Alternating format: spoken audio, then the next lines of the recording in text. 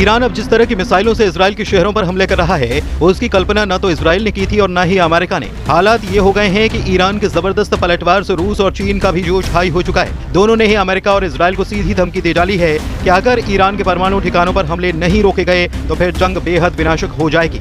इस वक्त पूरे इजराइल में गाजा जैसी तस्वीरें दिखाई देने लगी हैं। ये कहना गलत नहीं होगा। हालात ये हो गए हैं कि इजराइल की राजधानी तेल अवीव में ईरान की बैलिस्टिक मिसाइलों ने तूफानी तबाही मचाई है। सिर्फ 2 घंटे के अंदर ही तेल अवीव पर 12 मिसाइलों से हमला किए गए, जिसमें 25 से ज्यादा इजरायलियों के मारे जाने की खबर है। ईरान के हमले ये साबित कर रहे हैं कि ईरान पर जिस तरह से 13 जून से 17 जून तक खूनी हमले हुए, उसने ईरान को भले ही भारी नुकसान किया, लेकिन ईरान ने अब हाइपरसोनिक बैलिस्टिक मिसाइलों और आत्मघाती ड्रोन से खूनी हमले करने शुरू कर दिए हैं। और इस वक्त की सबसे हैरान करने वाली खबर यह है कि अमेरिका और इजराइल मिलकर 180 जेट से ईरान पर हमला करने जा रहे हैं, जबकि अमेरिका और इजराइल के लिए सबसे बड़ी चुनौती ईरान का फोर्डो परमाणु ठिकाना साबित हो रहा है, जो जमीन में इतनी गहराई में है जिससे 30,000 पाउंड का बंकर बस्टर बम भी आसानी से तबाह नहीं कर पाएगा। इधर ईरान के समर्थन में रूस और चीन खुलकर सामने आने लगे। पुतिन ने 2 टूक कह दिया है कि इजराइल के हमलों से ईरान के भूमिगत परमाणु अड्डों को नुकसान नहीं हुआ है। वहीं ट्रंप ने ऐलान किया है कि जब तक खामनेई को नहीं मारा जाएगा तब तक इजराइल हमले करता रहेगा।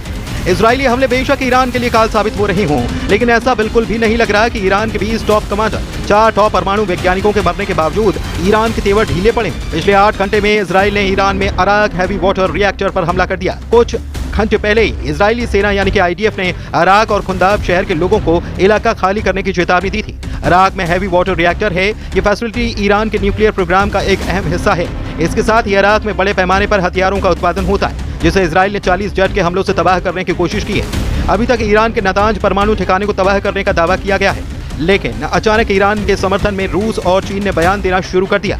रूस के राष्ट्रपति पुतिन ने डंके की चोट पर कहा कि ईरान के जिन परमाणु ठिकानों पर इजराइल ने जेट और मिसाइलों से हमले किए, उससे ईरान के भूमिगत परमाणु ठिकानों को नुकसान नहीं हुआ।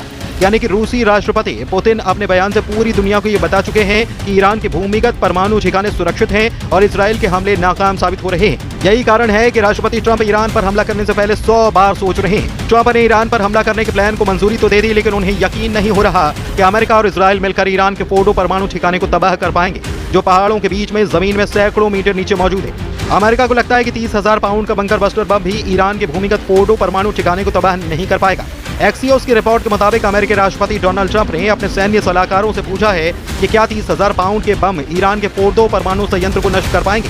बंकर बस्टर बम, जिन्हें मैसिव ऑर्डिनेंस पेनेट्रेटर के नाम से भी जाना जाता है, अमेरिकी शस्त्रागार में, लेकिन इजराइल के पास बमों को तैनात करने के लिए आवश्यक हथियार या बम बशक नहीं है। फोर्डो को इतनी गहराई पर जमीन के अंदर दफनाया गया कि माना जाता है कि ये इजरायली हवाई हथियारों की पहुंच से बाहर है। पेंटागन के अधिकारियों ने ट्रंप को बताया कि उनका मानना है कि बम फोर्डो के खिलाफ काम कर सकते हैं। हालांकि अभी तक ये साफ नहीं है कि ट्रंप इस बात को लेकर आश्वस्त हैं या नहीं।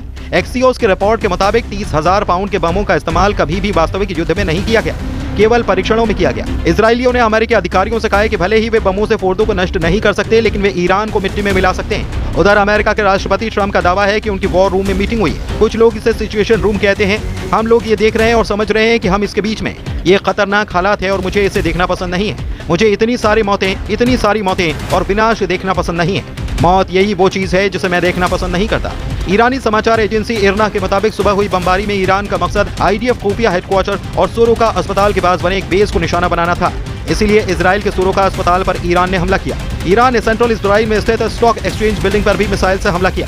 अरब मीडिया के मुताबिक इससे बिल्डिंग को काफी नुकसान पहुंचा है। ईरान ने जवाब में इजराइल के 4 शहरों तेल अवीव, बीशेरबा, रमत गण और होलोन पर 30 मिसाइलें दागे। इजरायली मीडिया रिपोर्ट के मुताबिक 7 मिसाइलों को इजरायली डिफेंस सिस्टम रोकने में नाकाम रहा। ईरान के हमलों में 176 लोग घायल हुए, 6 लोगों की हालत नाजुक है। इजरायली पीएम बेंजामिन नेतन्याहू ने कहा कि ईरान जानबूझकर इजरायली नागरिकों और अस्पतालों को निशाना बना रहा है। इजराइल इन हमलों का बदला लेगा। ईरान और इजराइल के बीच जंग 7वें दिन में पहुंच गई। अब तक इजराइल के 25 लोग मारे गए हैं, तो वाशिंगटन स्थित एक ह्यूमन राइट्स ग्रुप ने दावा किया कि ईरान में मौत का आंकड़ा अब 639 हो चुका है और 1329 लोग घायल हुए हैं। इधर ईरान और इजराइल की भीषण जंग ने दुनिया को बांटना शुरू कर दिया है। रूस, चीन और तुर्की ने इजराइल का खुलकर विरोध करना शुरू किया है और साफ चेतावनी इजराइल और अमेरिका को दी है कि ईरान पर हमले बंद करो, वरना अंजाम बुरा हो सकता है। ईरान में अयतुल्लाह अली खामनेई की सत्ता रूस के लिए बहुत अहम है। एक्सपर्ट बताते हैं कि ईरान की बर्बादी रूसी राष्ट्रपति व्लादिमीर पुतिन के लिए न सिर्फ सामरिक झटका होगी, बल्कि उनकी इज्जत पर एक बदनुमा दाग भी लगा देगी।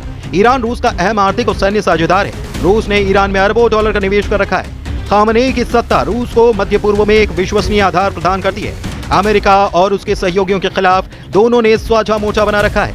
खामनेई का शासन रूस की भूमिगत राजनीति और आर्थिक रणनीति का एक महत्वपूर्ण हिस्सा है। ईरान का अगर पतन होता है तो रूस के लिए यह सीरिया से भी बड़ा झटका होगा। इधर ईरान के परमाणु बम पर हैरान करने वाला दावा अंतर्राष्ट्रीय परमाणु ऊर्जा एजेंसी ने किया है। IAEA ने 19 जून को कहा कि ईरान परमाणु हथियार बनाने की कोशिश कर रहा है। इसका कोई सबूत नहीं मिला है। IAEA के डायरेक्टर राफेल ग्रोसी ने अल जजीरा को इंटरव्यू में ये ताज़े दावे किए। ऐसे हालात में सवाल यह है कि अमेरिका की शह पर इजराइल ईरान पर खूनी हमले क्यों कर रहा है। इधर रूस ने ईरान और इजराइल जंग में अमेरिका की दखलंदाजी को लेकर चेतावनी जारी कर दी है।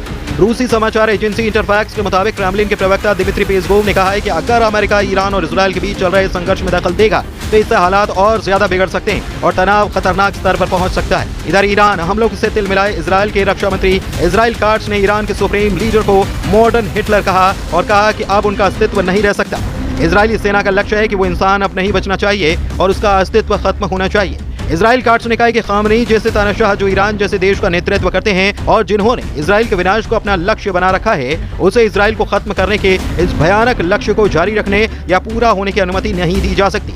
ईरान इजराइल युद्ध से जुड़े जानकारों के दावों के मुताबिक अगर ईरान के सुप्रीम लीडर खामनेई को इजराइल और अमेरिका मिलकर जान से मार देते हैं तो इससे पूरे मिडिल ईस्ट में भयंकर और तबाही वाला युद्ध शुरू हो जाएगा, जिसे ना तो रूस रोक पाएगा और न ही अमेरिका।